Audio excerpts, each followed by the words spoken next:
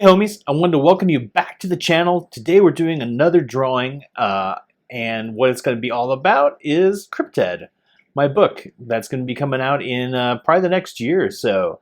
So really wanted to show off the drawing process, what I do on my Twitch channel, which is just go live drawing and just talk about it. And this is more so about inks.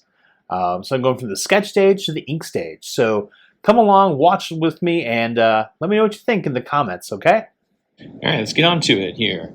Welcome, my name is Zach. I'm a comic book artist out of Denver, Colorado, and I am making comics.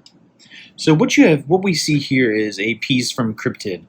And Cryp-Ted is my comic book all about the Mothman. This is actually page 27.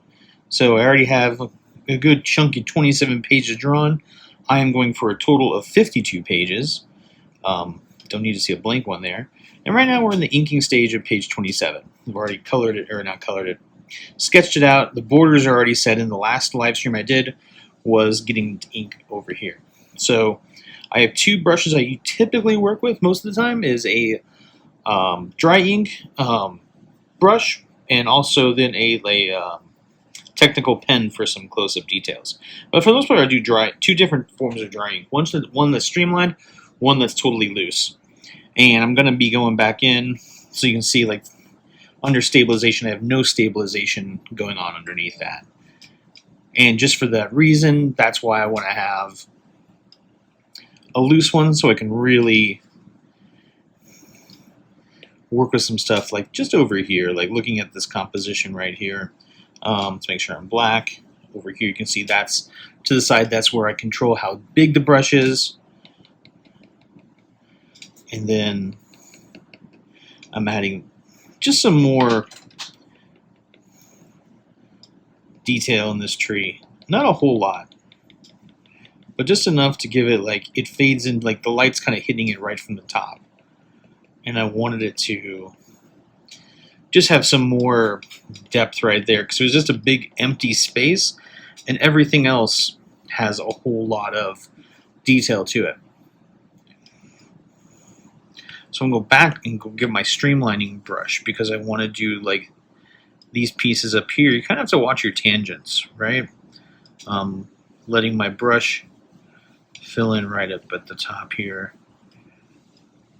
Anything for the most part that's black, I just let disappear into the background. There's some strategy to that, of course. But for the most part, you know, he's a cryptid. And like cryptids disappear into the night, never to be seen again until someone else has a shaky camera. So I really wanted that to come across, and I want some of these tangents not to so much to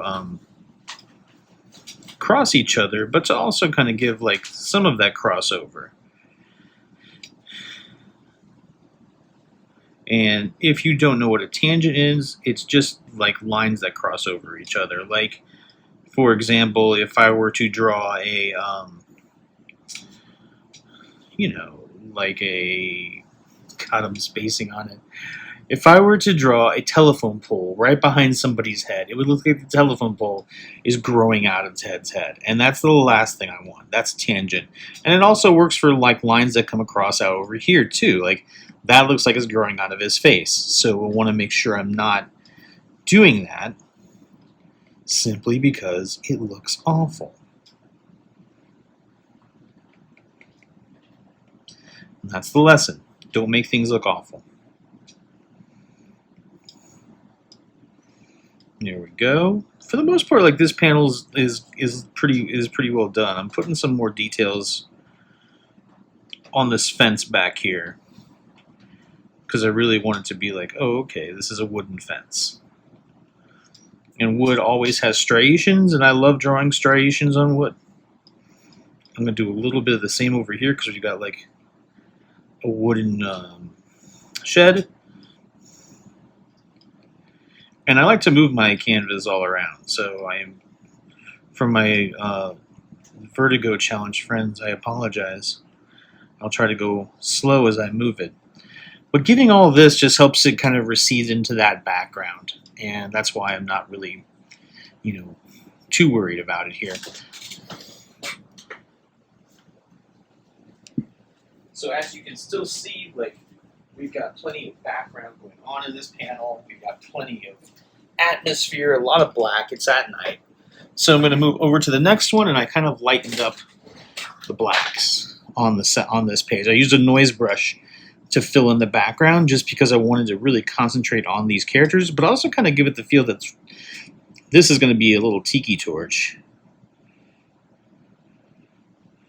So I want to draw a little flame coming off of there. And I got to get some reference for that tiki torch, so I'm not going to fill it in quite yet. I'm going to actually pencil it out a little bit more as we go here.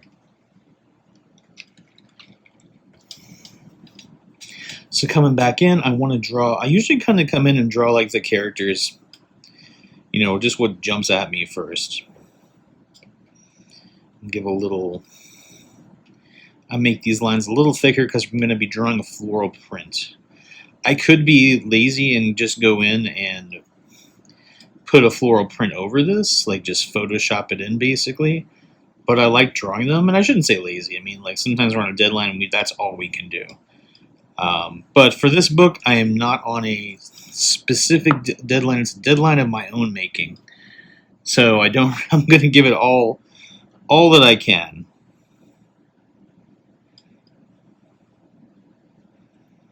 I'm going to add in some buttons. Here we go. Make it look like an actual shirt. Give it some seam lines. Now her hand is on, I'm going to make this a little smaller so I can get some better details because her hand's on his shoulder.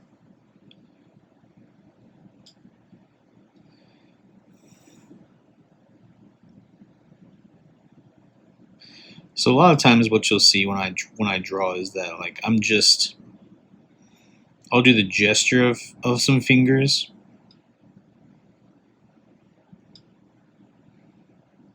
And then ink them out how I want to see them.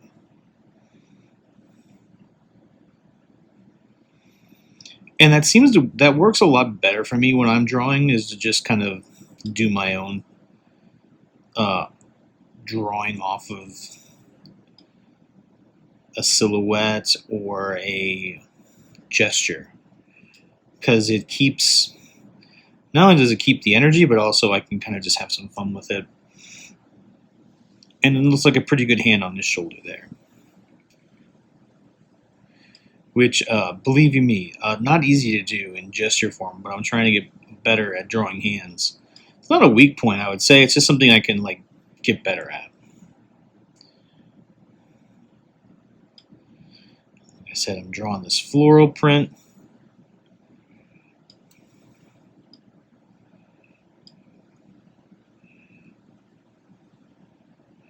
One thing with this dry brush is that like I do like using it for most of my work because it reminds me of the brush I would use on Bristol.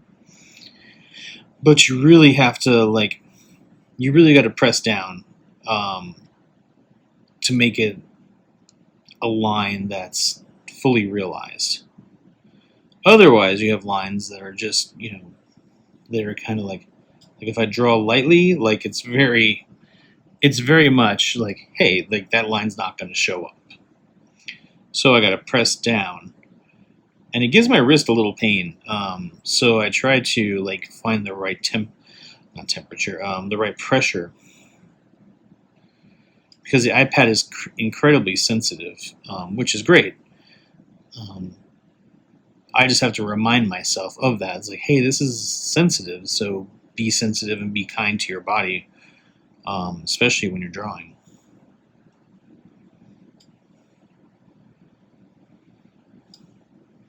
It's looking good, man. Looking like a pretty good floral pattern shirt.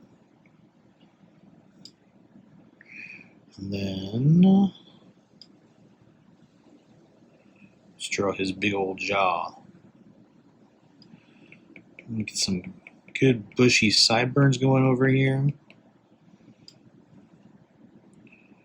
Draw that swoopy hairline. A lot of times I'll use a technical pen for the eye, and a lot of times I notice that like whenever I draw eyes that they can be on the separate plane from each other. So I've got to be I've got to be careful, because otherwise, like, you get like real wonky looking eyes. Like this one here is like it's too far over.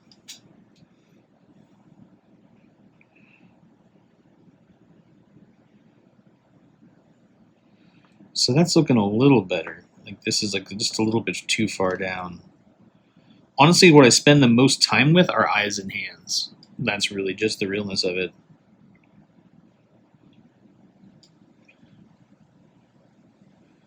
I don't usually have problems with mustaches. I'll say that much, which is awesome.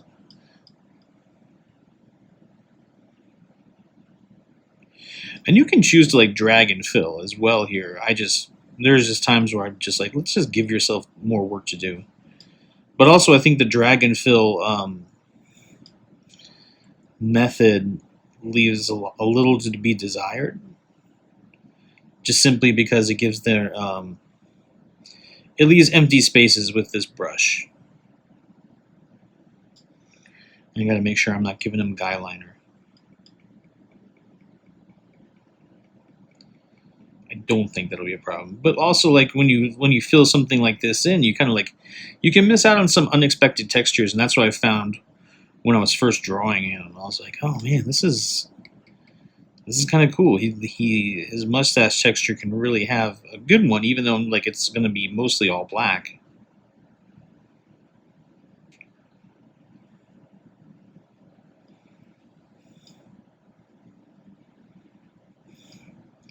And honestly, if this tiki torch is lighting, I'm going to change this over to this here. And so there's a drag and drop there. That's fine, but you'll notice as you come in closer, it leaves just some dashes, and I'm kind of like, I'm not really here for that.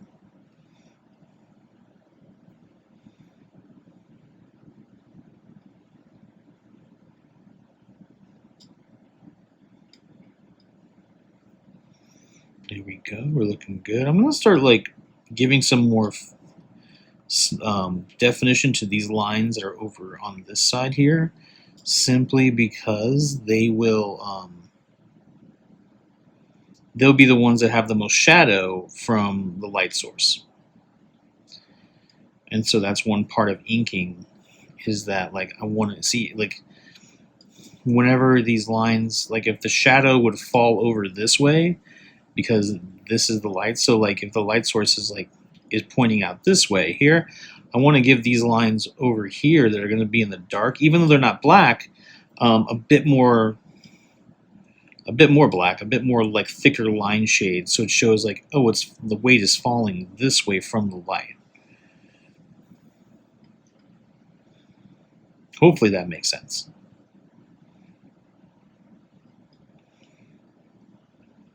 There we go. That's looking better. It was like I was getting guy liner vibes, and I'm like, I'm not drawing a goth comic, so like nothing against guy liner friends, but like it was like, yeah, he's not really a goth. He's a Latino man. Okay, I'm gonna give just a little bit of definition to these lines here, so I can fill them in without them like splotching all over the place.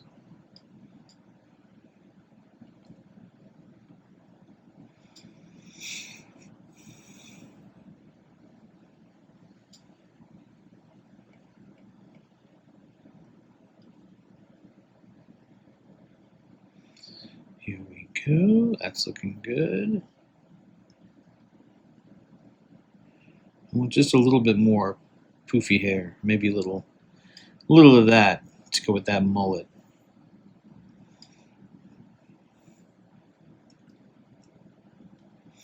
And I hadn't really designed his wife. They kind of both have like swooping hair. I didn't design her as a character until later on because I needed somebody to trigger our character, our wonderful Ted,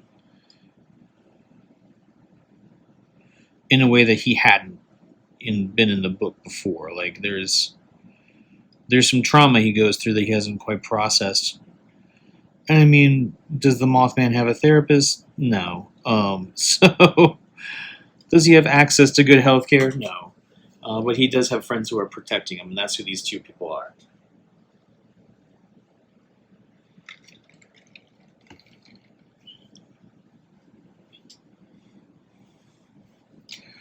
Hello, chat. All right, let's keep rocking. So I just kind of had an idea of what her hair is going to look like. It's going to fall on the shoulder and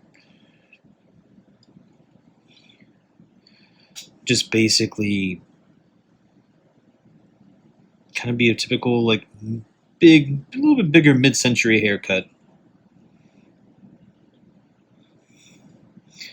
But again, like, I'm just going to have it connect here. I want there to be, like, some light coming off because of that flame, that torch.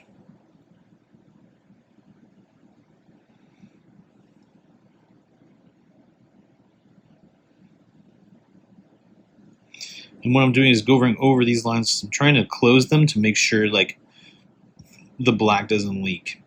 So as when I drop this, that will happen if I don't go over all the lines. It's because I didn't fill this one in. We'll see. Nope, we're still missing some. It's okay. We got this.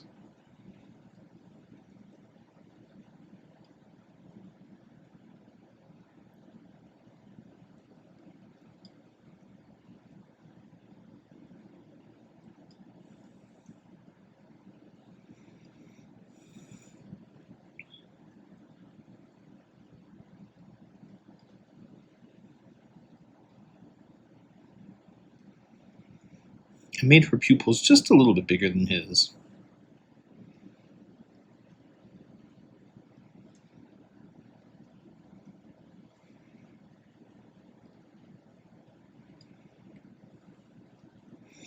Bro. And sometimes with this brush, I mean, like I said, I love it. I think it's what brings my style to life. But there are just times when I'm like, ugh, where am I missing this disconnect? And it's probably right there. We'll see. That's where it was. Let's see what it looks like without the pencils, eh? All right, we're getting there. So what you can see, like over here, like where I have like much darker shadows as compared to these lines over here. There's still width and dimension, but over here is where that light falls quite a bit heavier. I'm going to do that for her hand here as well. Give him just a little shade.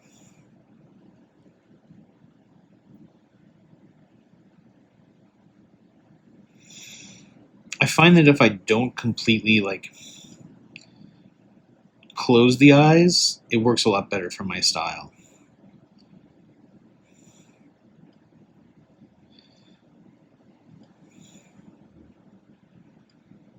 Let's see how she looks. So I did a dress for her, and I haven't completely figured it out, but I did give her a necklace, so let's make sure we get that in there.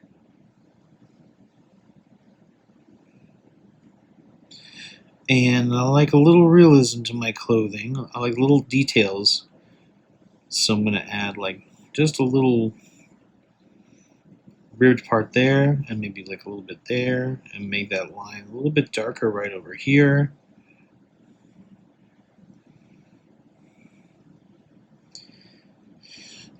Yeah, alright. We're looking good. I'm going to give some more depth over here to these.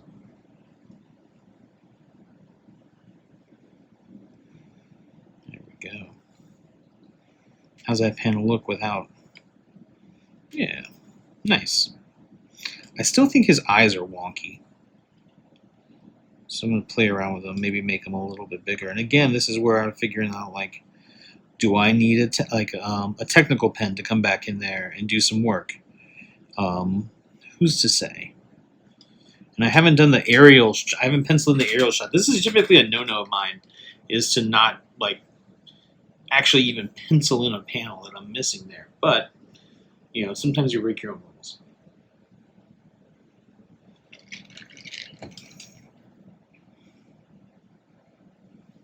All right, plenty of time. I typically try to do these in just half an hour, so that y'all can see just like, I don't want to give full spoilers away for the book because it's crowdfunded, right? But I also don't want y'all to like have to sit through a momentously long stream, even though a lot of you like it.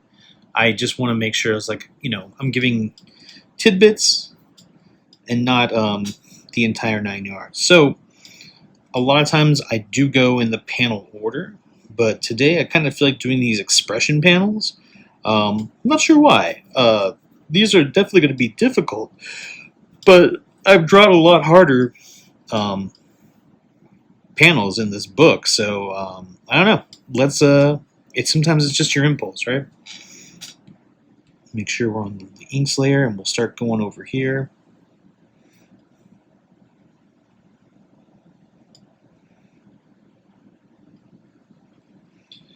And a lot of time too, I'll start figuring out like, oh, my proportions were off on this, or like that ear is in a weird place.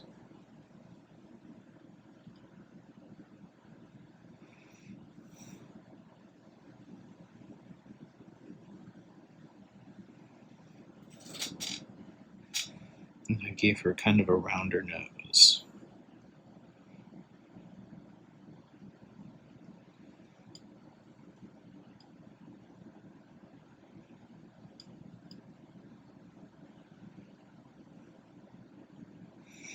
I'm feeling like I gotta get one of those gloves. Because every once in a while that happens, and I'm like, he's like, why did that just disappear? And it's not gonna come back no matter how many like 3-finger gestures I put over there. It's just a touch sensor issue. And while I love my iPad, no technology is perfect, right?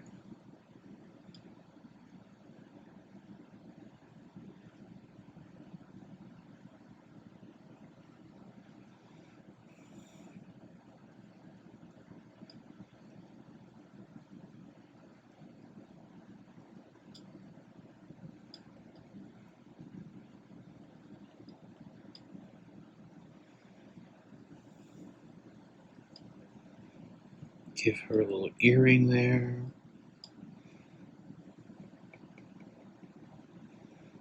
She's dressed nicely for the occasion.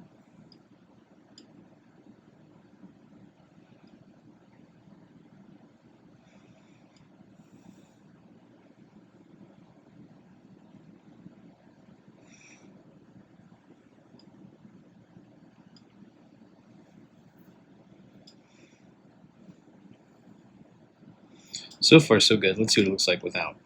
Yeah, okay. The line's kind of funky right down there, but we'll fix that.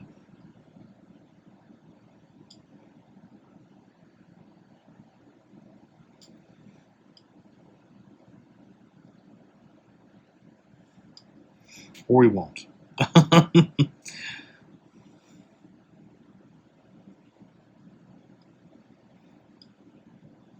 Sometimes, honestly, as a digital artist, I like to like leave some mistakes just because I'm just like, well, you know what?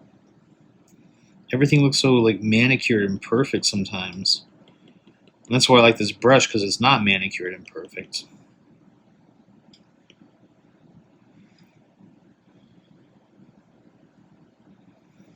Here we go. See if this will fill. It does. Nice. Clean it up a little bit.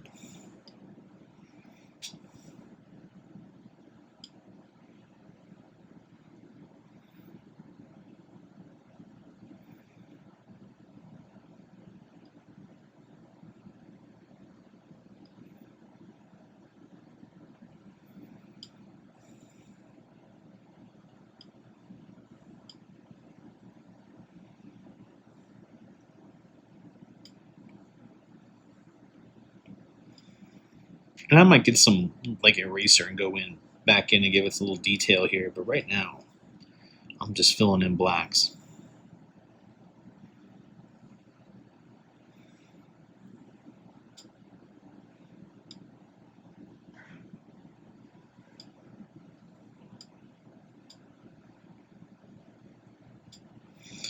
Oopsie daisy. Oopsie daisy.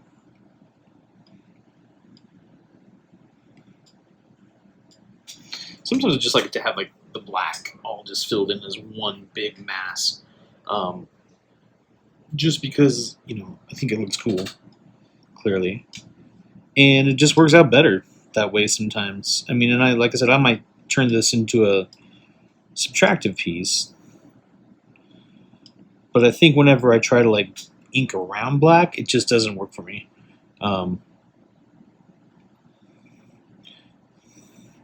I give her just a little blush here, giving those lines there instead of like around here. That makes her look like super old. But with those little like Japanese blush lines, sometimes you're like, oh, okay, that really adds a little bit of definition to the character.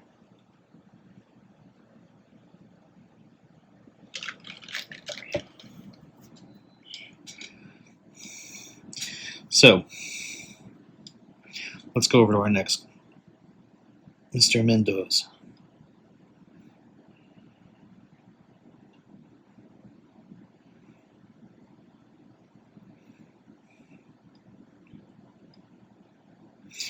I'll tell you, like, the most difficult thing about this book has been the consistency of his hair.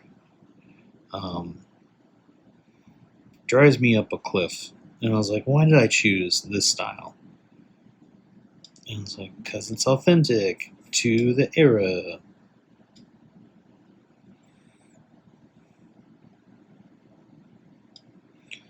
But that's okay. Art can be hard. And it's the hard stuff I appreciate. And also, like, his neck should be a little longer. I'm actually gonna like improvise a little bit and take it like right from here and down.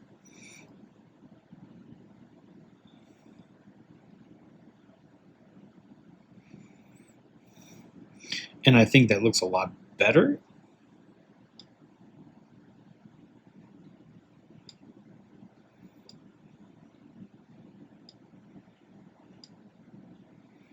I'll do some. The thing with streamlining is like sometimes those quick ones work, those quick lines work, sometimes they don't. And that's where it gets a little difficult.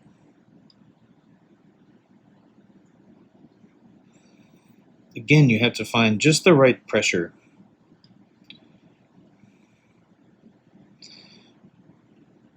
And while I'm used to working with my iPad, there's just times when I'm like, you still have to figure out the correct pressure for a piece, just by how you want your lines to work.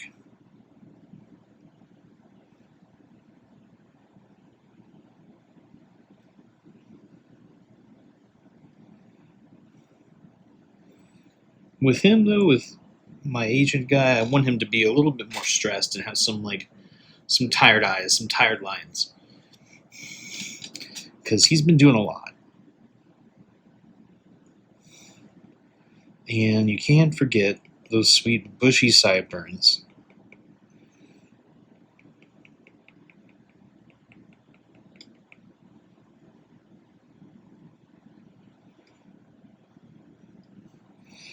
And now he's starting to look more like himself.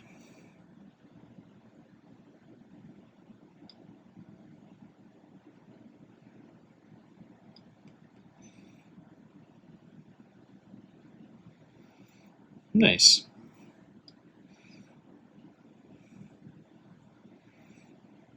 I think that started to come out just quite a bit better.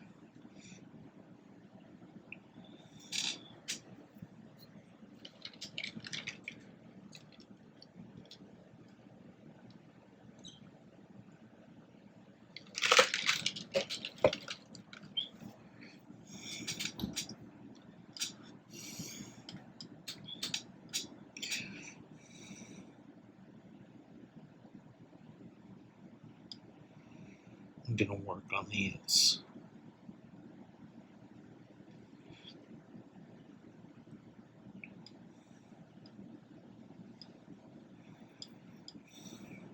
He's got like big, meaty ham hock hands.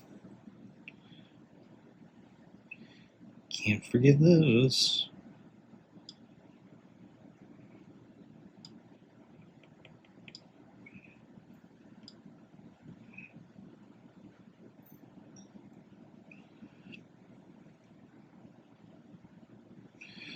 So if you do too much weight over that, like the fingers start to lose they really start to lose their shape. So I'm going to give just a little bit of black right there.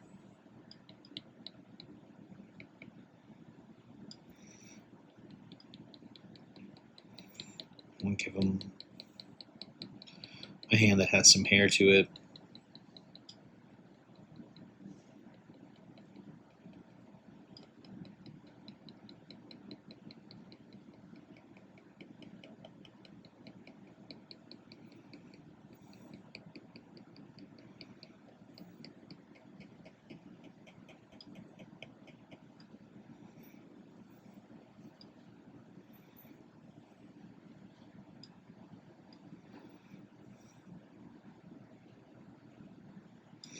Yeah, and I think he's looking pretty good. I'm going to wind down the stream by finishing off this panel. I still have quite a lot to do on this. There's quite a lot of streaming to go on, but like I said, I try to keep these streams to like a very short amount of time.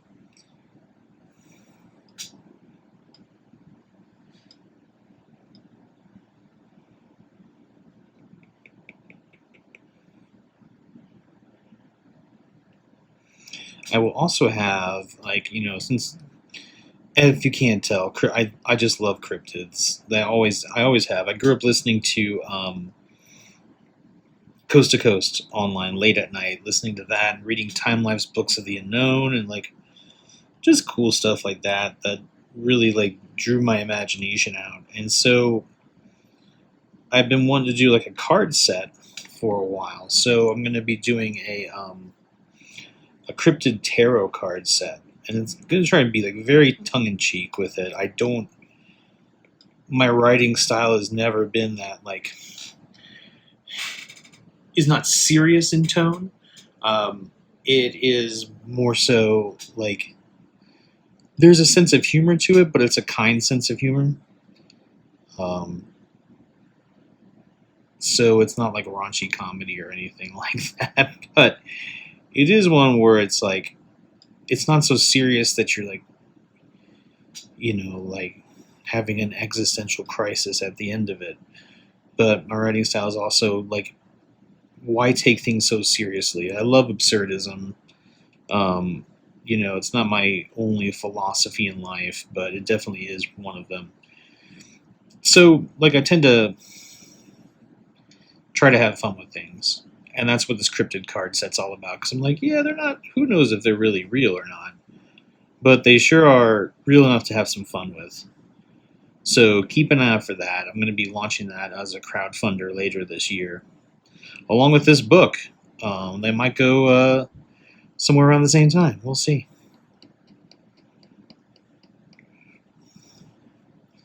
Yeah, and I think that's going to be the end of my stream today. So if anyone has any last questions, it doesn't look like it. But this is the page. I'll be keeping up. If I finish page 27, you'll see on the next stream page 28, and that'll be next week on Tuesday. So thanks for stopping by, and have a great day. All right. I hope you liked it. Comment, like, subscribe, share it with someone else who loves drawing. I'm going to be doing this on Crowdfunder here very soon, so keep an eye out for that. And keep an eye out for more drawing comics videos. I'm trying to be doing these every Friday. So, again, thanks for sticking around with me. Have a great one.